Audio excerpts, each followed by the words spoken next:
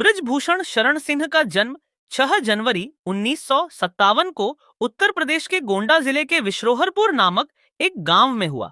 उनके पिता का नाम जगदम्बा शरण सिंह और माता का नाम प्यारी देवी था। उनकी पत्नी का नाम केतकी देवी है। उनके 2 बेटे और एक बेटी है। बेटे का नाम प्रतीक भूषण शरण सिंह और करण शरण सिंह है, जबकि उनकी बेटी का नाम शालिनी सिंह है। सांसद की पत्नी और बद्दा बेटा राजनीति में सक्रिय है। बृजभूषण शरण सिंह की पत्नी केतकी देवी बीजेपी से सांसद और जिला पंचायत अध्यक्ष रह चुकी है, जबकि बृजभूषण के बड़े बेटे प्रतीक भूषण शरण सिंह वर्तमान में गोंडा सदर से बीजेपी विधायक है। बृजभूषण शरण सिंह हिंदू है। वह जाति से राजपूत है। बृजभूषण शरण सिंह की प्रारंभिक शिक्षा उनके अपने ही गांव के आसपास के स्कूलों में हुई। बाद में श्री सिंह ने 1985 में अवध विश्वविद्यालय फैजाबाद, वर्तमान नाम अयोध्या, से LLB की। बृजभूषण शरण सिंह का आरंभिक जीवन गांव देहात के माहौल में गुजरा है। बृजभूषण को बचपन से ही कुश्ती और पहलवानी में रुचि थी। उनके शरीर की कद काठी भी उसके लायक थी। स्वभाव से वे उग्र थे, लेकिन वे कम आयु में ही राजनीति से जुड़ गए थे। एक जानकारी के अनुसार बृजभूषण शरण सिंह की राजनीतिक यात्रा एक छोटी सी घटना के साथ ही आरंभ हो गई। घटना यह थी, एक बार गर्मी की छुट्टी के समय वे अपने गांव के पास के कॉलेज जा रहे थे। तभी रास्ते में उन्हें कुछ मनचले दिख गए। वे मनचले कॉलेज जाती हुई लद्दाखियों को छेद रहे थे। फिर क्या था, युवा पहलवान बृजभूषण उन लद्दाखों से भिड़ गए। बताया जाता है कि इसी घटना ने उन्हें छात्र नेता के रूप में पहचान दिला दी और 1979 में बृजभूषण शरण सिंह की रिकॉर्ड तोड़ने मतों से विजय हुई। अब यही से एक छात्र नेता से आगे बरसते हुए एक बाहुबली नेता बनने तक का क्रम चल पड़ी। ऐसा छात्र नेता में प्रसिद्धि मिलने के बाद वे बाद में युवा नेता के रूप में चर्चित हो गए। वर्ष 1988 में वे पहली बार भारतीय जनता पार्टी से जुड़े। तब तक उन्होंने हिंदूवादी नेता वाली छवि बना चुके थे, जिससे जनता के बीच अधिक लोकप्रिय हो गए थे।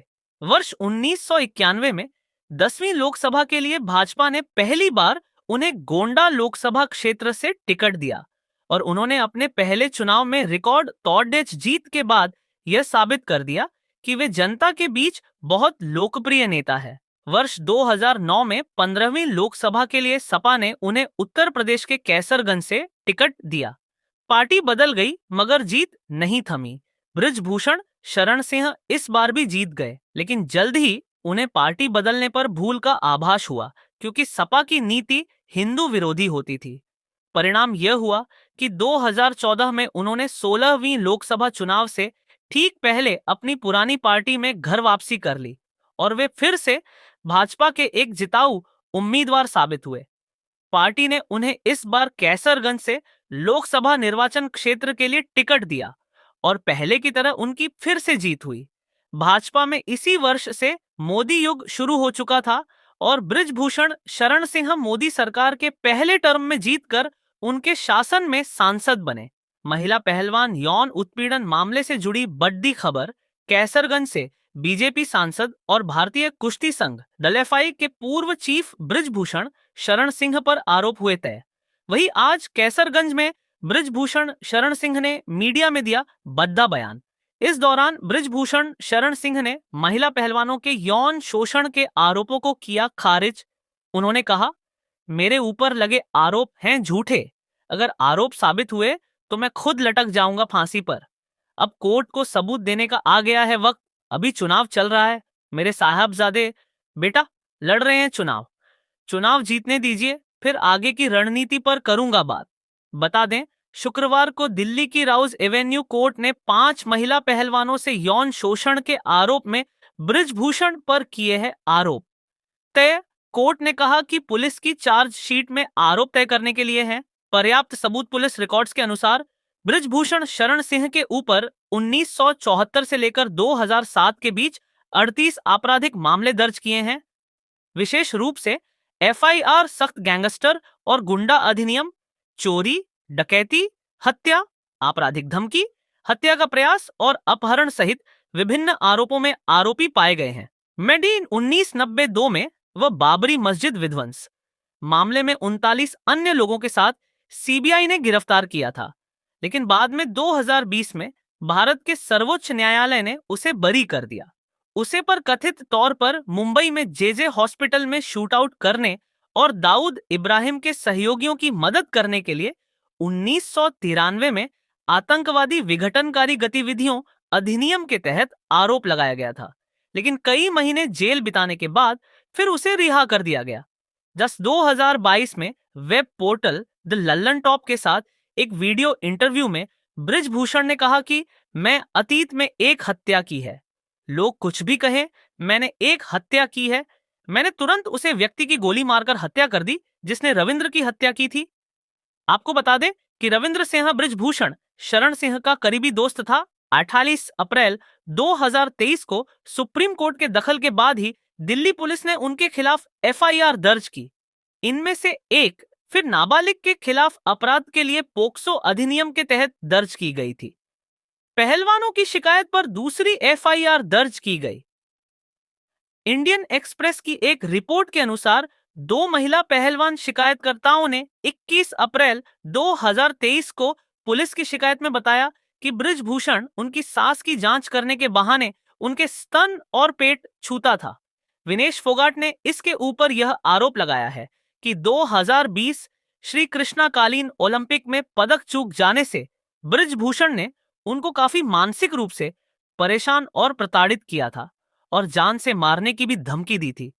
उत्तर प्रदेश के गोंडा जिले में एक कांग्रेसी नेता हुए चंद्रभान शरण सिंह, उन्हीं के परिवार में 1985 में एक कांग्रेसी नेता हुए चंद्रभान शरण सिंह, उन्हीं के परिवार में 1985 में एक कांग्रेसी नेता हुए चंद्रभान शरण सिंह, उन्हीं के परिवार में 1985 में एक कांग्रेसी नेता हुए चंद्रभान शरण सिंह, उन्हीं के परिवार में 1985 में एक कांग्रेसी नेता हुए चंद्रभान शरण सिंह, उन्हीं के परिवार में 1985 में एक कांग्रेसी नेता हुए चंद्रभान शरण सिंह, उन्हीं के परिवार में 1985 में एक कांग्रेसी नेता हुए चंद्रभान शरण सिंह, उन्हीं के परिवार में 1985 में एक कांग्रेसी नेता हुए चंद्रभान शरण सिंह, उन्हीं के परिवार में 1985 में एक कांग्रेस बृजभूषण शरण सिंह अकूत संपत्ति के मालिक हैं।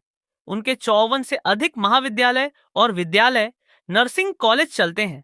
इन संस्थानों में अधिकतर के प्रबंधक और संचालक या तो वह खुद या उनके परिवार का कोई सदस्य है। होटल व्यवसाय से भी जुड़े हैं। बृजभूषण की अपने गृहनगर गोंडा के अलावा लखनऊ में तमाम चल और अचल संपत्ति है। वह एक से अधिक प्राइवेट जेट और हेलीकॉप्टर के मालिक भी बताए जाते हैं। उन्हें महंगी गाड़ियों का शौक है। उनके काफिले में कई लग्जरी गाड़ियां शामिल हैं, इनमें से कई की कीमत करोड़ों में है। बृजभूषण हथियारों के शौकीन हैं। चुनावी हलफनामे में दिए ब्यौरे के मुताबिक उनके पास एक पिस्टल, एक राइफल और एक रिपीटर है, जबकि उनकी पत्नी के नाम पर भी एक राइफल और एक रिपीटर है। वह 2011 से भारतीय कुश्ती महासंघ के अध्यक्ष पद पर काबिज है।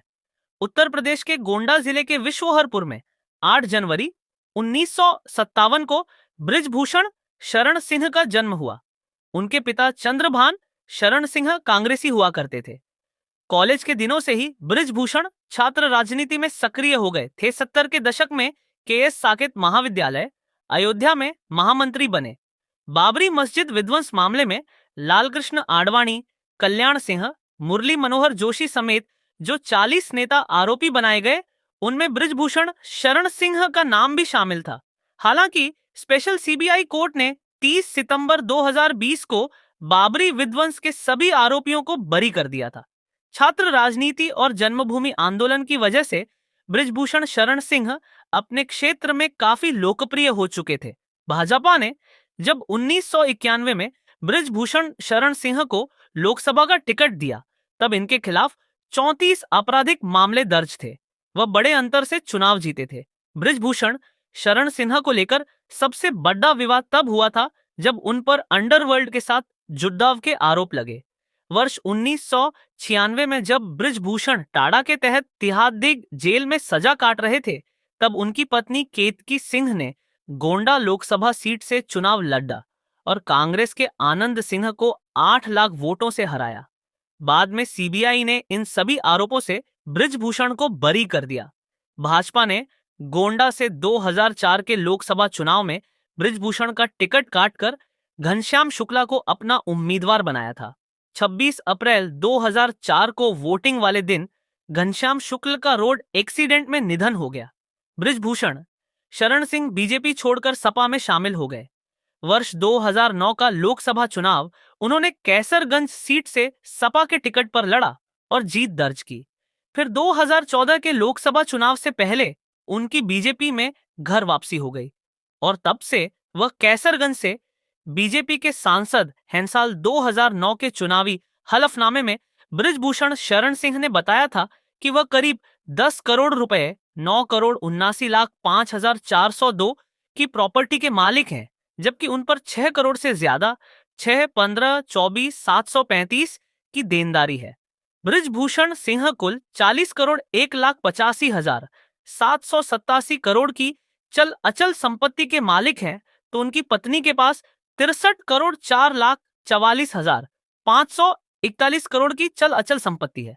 बृजभूषण शरण सिंह ने चुनावी हलफनामे में बताया था कि उनके नाम पर 1 करोड़ 47,96,317 रुपए की चल संपत्ति है, जबकि उनकी पत्नी के नाम पर 2 करोड़ 54,54,541 रुपए की चल संपत्ति है। 2022 के मई महीने में राज ठाकरे के द्वारा अयोध्या जाकर रामलाल के दर्शन करने की बात कही गई थी। इस पर रिस्पांस देते हुए बृजभूषण ने कहा था कि मुंबई में राज ठाकरे की पार्टी के द्वारा उत्तर भारतीयों से जो दुर्व्यवहार किया जाता है उसके लिए उन्हें माफी मांगनी होगी, तभी हम उन्हें अयोध्या में प्रवेश करने देंगे। बृजभूषण ने कहा था कि जब तक राज ठाकरे उत्तर भारतीयों से हाथ जोड़कर माफी नहीं मांगते हैं, तब तक मैं राज ठाकरे को अयोध्या में नहीं आने दूंगा।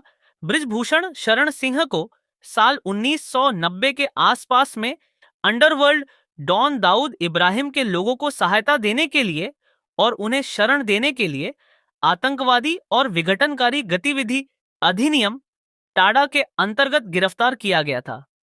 बृजभूषण का एक वीडियो भी वायरल हुआ था जिसमें उन्होंने उत्तर प्रदेश के पूर्व मिनिस्टर विनोद कुमार सिन्हा के मर्डर की बात को कबूल किया था। साल 2022 में कोर्ट के द्वारा बृजभूषण और उनके 3 सहयोगियों को इस मामले से बरी कर दिया गया था। तीनों सहयोगियों के नाम देवदत्त सिंह, ज्ञान सिंह और दीप नारायण यादव हैं। विनोद कुमार सिंह की हत्या उनके घर के बाहर गोली मारकर कर दी गई थी। आरोप लगाने के पश्चात कुछ अन्य पहलवानों के द्वारा विनेश फोगाट का समर्थन किया गया था और फिर हरियाणा की जाट खाप पंचायत के द्वारा भी पहलवानों को समर्थन दिया गया था, जिसके बाद बड़े पैमाने पर आंदोलन चालू हो गया था और पहलवानों के द्वारा बृजभूषण सिंह को तुरंत गिरफ्तार करने की मांग करी जाने लगी थी। हालांकि सरकार ने लंबे समय तक बृजभूषण शरण सिंह को गिरफ्तार नहीं किया। आरोप लगने के बाद बृजभूषण शरण सिंह ने आरोप से इनकार किया और उन्होंने कहा कि जिस प्रकार से सच्चाई सामने आए उस प्रकार से सच्चाई को सामने लाया जाए। हालांकि लंबे समय तक महिला पहलवानों के द्वारा सिर्फ विरोध प्रदर्शन ही किया गया और कोई भी सबूत वह बृजभूषण सिंह के खिलाफ प्रस्तुत नहीं कर पाई। बृजभूषण ने यहां तक कहा था कि अगर मुझ पर आरोप साबित होते हैं तो मैं फांसी लगाने के लिए भी तैयार हूं। बृजभूषण सिंह पर आरोप लगाने वाली लड़की भी कुछ समय के बाद अपने बयान से पलट गई और उसने अपने पिता के साथ जाकर के अपनी एफआईआर को वापस ले लिया। इस प्रकार से कुल मिलाकर इस मामले में बृजभूषण सिंह पर आरोप साबित नहीं हुआ और पहलवानों को भी अपना धरना खत्म करना पड़ा और यह मामला ठंडे बस्ते में चला गया। बृजभूषण शरण सिंह के द्वारा गोंडा में तकरीबन 54 से भी अधिक शैक्षणिक संस्थाओं का निर्माण किया गया है। इसके अलावा इन्होंने बहराइच, फैजाबाद में भी कई संस्थानों की स्थापना की हुई है, जहां पर मुख्य तौर पर गरीब बच्चों को शिक्षा देने का काम किया जाता है। साल 1990 में